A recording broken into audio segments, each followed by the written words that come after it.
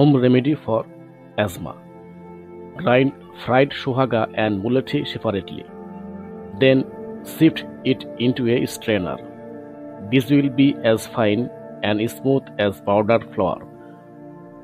Then mix together and filled in a bottle carefully. The remedy is ready. Dosage. The general dosage is from half to 1 grams. 2 to 3 times a day with honey or hot water. 1/8 of a gram for children. Can be increased level slightly with age. Home remedy for asthma.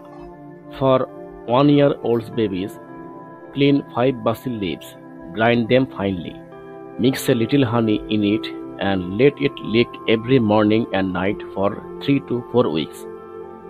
Children under 1 year of age should be given 2 drops of basil leaf juice with a little honey 2 times a day.